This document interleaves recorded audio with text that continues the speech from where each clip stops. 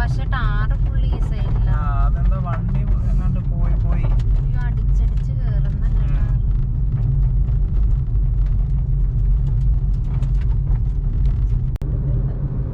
ഇത് കണ്ടോ, right side full മലയാണ്. ഇതിങ്ങനെ മറഞ്ഞ് ചെടി മറഞ്ഞിരിക്കുന്നു. എന്നാലും കാണാം. കണ്ടോ അവിടെ ഫുള്ള് ഭയങ്കര രസം അത് കാണാൻ കേട്ടോ. കോട ഒക്കെ പിടിച്ച് കിടക്കുന്നതിൻ്റെ കൂട്ടം. ഞങ്ങളിവിടെ ഒരു ഇന്ത്യൻ ഓയിലിൻ്റെ പമ്പിലൊന്ന് വാഷ്റൂമിൽ പോകാൻ വേണ്ടിയിട്ട് നിർത്തിയതാണ് കേട്ടോ. അപ്പം ഇവിടെ ഒരു വാഷ്റൂം കണ്ട് നല്ലതാണോ എന്നറിയത്തില്ല. അപ്പം അവർ പോയി നോക്കുന്ന ഞാനിവിടെ ഇങ്ങനെ നിൽക്കുമായിരുന്നു. കണ്ടോ ഒരു കൊച്ചൊക്കെ ഇരുന്ന് കളിക്കുന്നത്. ഇവിടെ എന്തോ കൃഷിയാണ് കേട്ടോ. ലെഫ്റ്റ് സൈഡിൽ എന്തോ ഒരു കൃഷിയാണ്.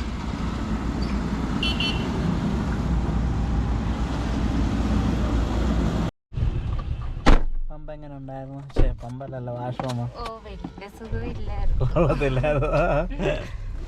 അപ്പം ഞങ്ങൾ ഇനിയിപ്പോൾ ഇവിടെ നിന്ന് ഇറങ്ങാം കേട്ടോ. 1.5 മണിക്കൂർ ഇവിടെ ഉണ്ട്. 18 കിലോമീറ്റർ. ഇവിടെ എല്ലാവരും സെക്ടറും ഒക്കെ ഇട്ടൊക്കെയാണ്. 24 ഡിഗ്രിയാ. പക്ഷെ ചിലപ്പോ ഇവര് ബൈക്കിൽ പോകുന്നവളായിരിക്കും കേട്ടോ. കാറ്റടിക്കുമ്പോ തണുക്കുമായിരിക്കും. ഓൾമോസ്റ്റ് കൊറേ എല്ലാരും സെറ്ററൊക്കെ ഇട്ടിട്ടാ പോകുന്നത്.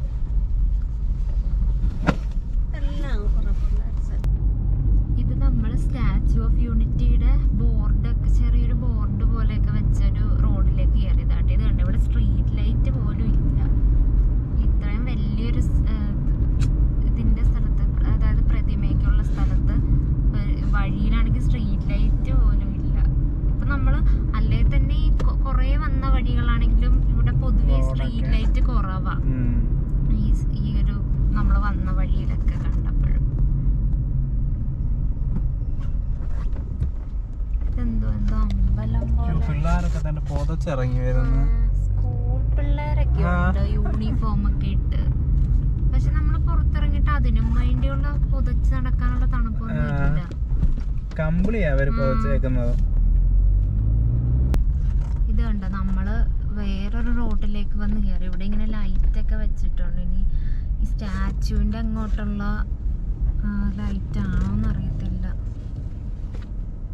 ഇതെന്തോ ഒരു ടെമ്പിളിന്റെ ആണെന്ന് തോന്നുന്നു. കൊറേ ഇങ്ങനെ സ്വാമിമാരും ഒക്കെ നിപ്പുണ്ട് ഇതിന്റെ ഫ്രണ്ടില്.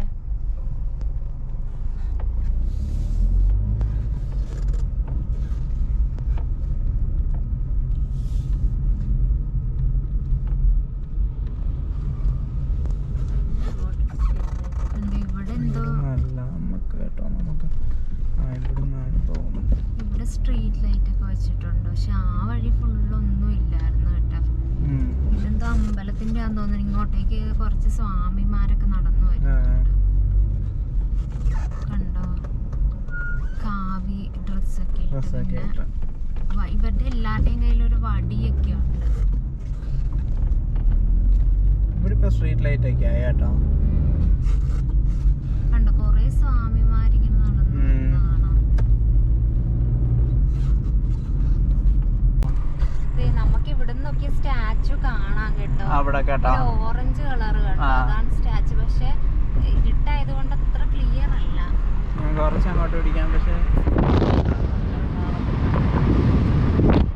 കാറ്റിന്റെ സൗണ്ട് ആയിരിക്കും ഫുള്ള്. കാണത്തില്ല അങ്ങനെ ക്ലിയർ ആയിട്ട്. നമ്മള് പകലാണെങ്കിൽ നന്നായി. ഇപ്പൊ നമുക്ക് കാണാം. പക്ഷെ ക്യാമറയിൽ അത് കിട്ടത്തില്ല രാത്രി ആയതുകൊണ്ട്.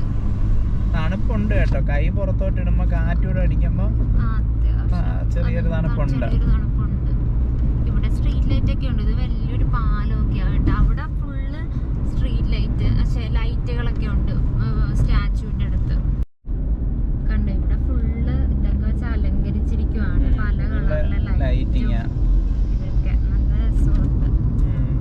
അതുകൊണ്ട് നമ്മള് കേറി വന്ന വഴി അങ്ങൂന്ന് കാണാൻ പറ്റും കേട്ടോ. അതും ഭയങ്കര രസമാണ്. അതായത് ആ ടെമ്പിൾ, ഒരു സ്വാമിമാരൊക്കെ നടന്ന സ്ഥലമൊക്കെ നമുക്ക് അവിടെ നിന്ന് കാണാൻ പറ്റും. ഇനിയിപ്പോ നമ്മള് സ്റ്റാച്യുവിന്റെ ഇങ്ങോട്ട് പക്ഷെ ഇപ്പൊ ഈ ടൈം ആയതുകൊണ്ട് നമുക്ക് കേറാനൊന്നും പറ്റത്തില്ലായിരിക്കും. കാരണം നമ്മള് നോക്കിയപ്പോ ഇതുപോലെ എൻട്രി ടൈം ക്ലോസ് ചെയ്യുന്നത് 5 മണിക്കെന്നാ കാണിച്ചത്. കേറാൻ പറ്റത്തില്ല. ജസ്റ്റ് നമുക്ക് അവിടെ വരെ ഒന്ന് പോയി കണ്ടിട്ട് പോയി നോക്കാം. ദൂരെയൊന്നും വല്ല സ്റ്റാച്ചു കാണാം. രാത്രി അവിടെ ലൈറ്റ് ഷോ ഒക്കെ ഉണ്ട്, പക്ഷെ നമുക്ക് കേറാൻ പറ്റില്ല. ലൈറ്റ് ഷോ കാണാൻ പറ്റുമോന്ന് അറിയില്ല. പുറത്തുനിന്ന് നോക്കിയിട്ടൊക്കെ വരാന്നോർത്ത്. കണ്ടോ, കൊറേ ലൈറ്റ് ഒക്കെ വെച്ചിട്ടുണ്ട്.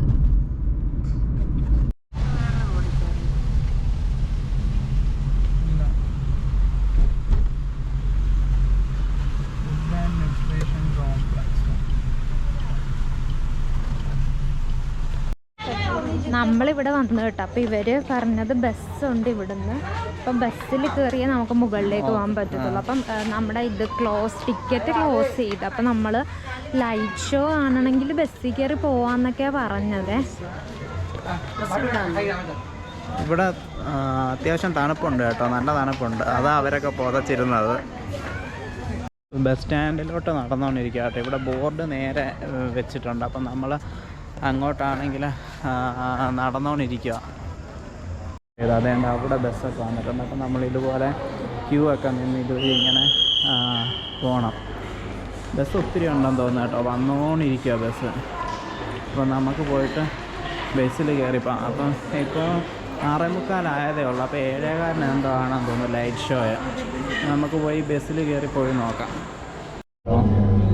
ബസ്സെടുത്ത് ഇത് നമുക്കിങ്ങനെ കാണാവുന്ന. അപ്പോൾ ഇങ്ങനെ കണ്ടൊക്കെ പോകാം. കണ്ടോ, ഇവിടെ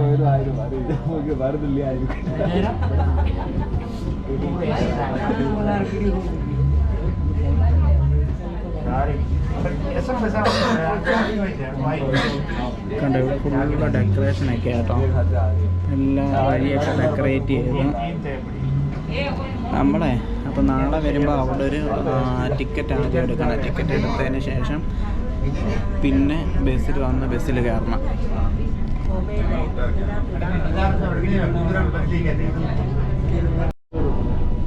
നമുക്കിപ്പോൾ ഇപ്പം കാണാൻ കേട്ടോ ഈ ലൈറ്റ് ഇട്ടേക്കുന്നതായത് നമ്മൾ കുറേ കേട്ടോ. പിന്നെ നമ്മളൊന്ന് കറങ്ങി ഫ്രണ്ട് വശത്തോട്ട് പോകും.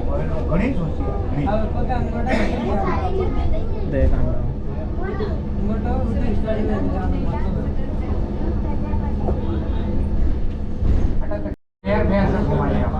ഇവിടെ കുറേ ഓട്ടോകൾ കിടക്കുന്നുണ്ട്. പിങ്ക് കളർ ഓട്ടോ, അതൊരുപാട് കിടപ്പുണ്ട് കേട്ടോ.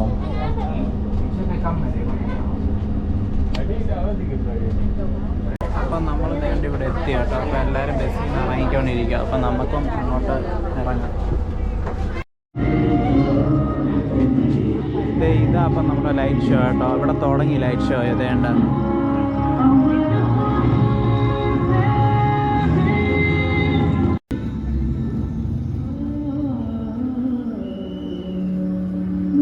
तभी एक युग पुरुष ने वल्लभ भाई के जीवन की धारा ही बदल दी।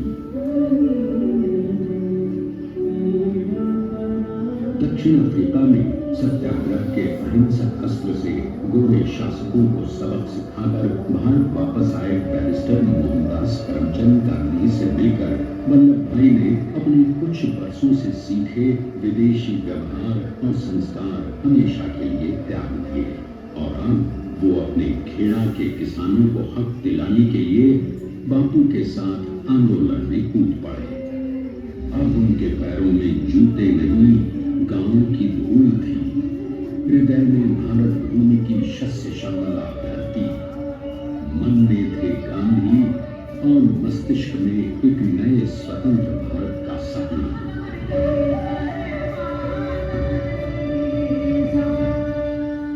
तभी बारडोली के मजबूर मजलूम किसानों की यातना का समाचार उनके पास पहुंचा। तुरंत वल्लभ भाई वहां पहुंचे और यूं शुरू हुआ भारत का सबसे बड़ा और सफल किसान आंदोलन बारडोली। वल्लभ भाई ने बारडोली के 87,000 किसानों को ऐसा अटल अडिग अचल मनोबल दिया कि अंग्रेजी सरकार हिल गई और एक बरस के बाद उनका लगान माफ कर दिया गया। अब तो पूरे देश में लोग वल्लभ भाई के नाम को कसमें खाने लगे। स्वयं महात्मा गांधी ने कहा, अब वल्लभ भाई मेरे शिष्य या साथी नहीं, सारे देश के सरदार हैं। और देश को मिल गया एक अनोखा असरदार सरदार।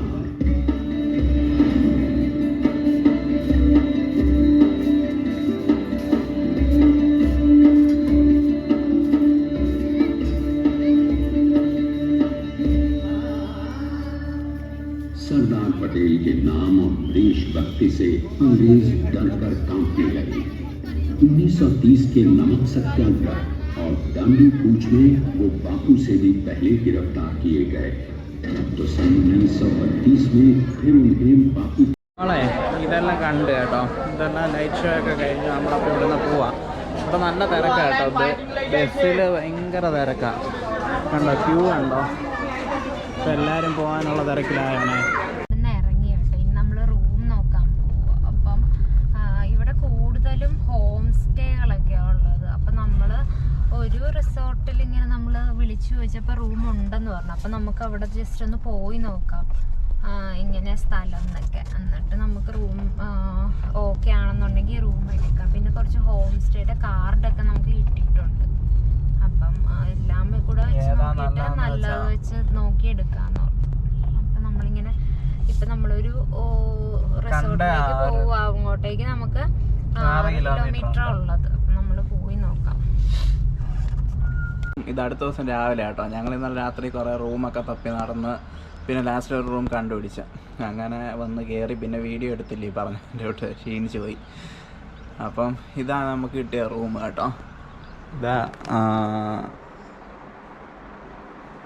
റൂം. ഇത് കണ്ടോ, ഇത് ഇവിടെ നിന്നുള്ള വ്യൂ കേട്ടോ. ഇവിടുത്തെ വിൻഡോയിൽ കൂടെ നോക്കിയാൽ കാണുന്ന ഇതാ നമ്മൾ വരികയും പോവുകയും ചെയ്യുന്ന വഴി. അവിടെ കണ്ടോ, അവിടെ ആ ബോർഡുള്ളത് നിങ്ങൾക്ക് ശരിക്കും കാണത്തില്ല. ഇവിടെ ആണ് നർമ്മദ നദി ഒഴുകുന്നത്. നമുക്കിതുവഴി നോക്കിയാൽ കാണാൻ പറ്റും. അതിൻ്റെ പുറകിൽ ഫുള്ള് മലകളും. നല്ല രസമാണ് കേട്ടോ അവിടെ നിന്ന് ഇതൊക്കെ കാണാൻ. അപ്പോൾ ഞങ്ങൾ ഈ വീഡിയോ ഇവിടെ വെച്ച് അവസാനിപ്പിക്കുക. അപ്പോൾ അടുത്ത വീഡിയോയിൽ കാണാം.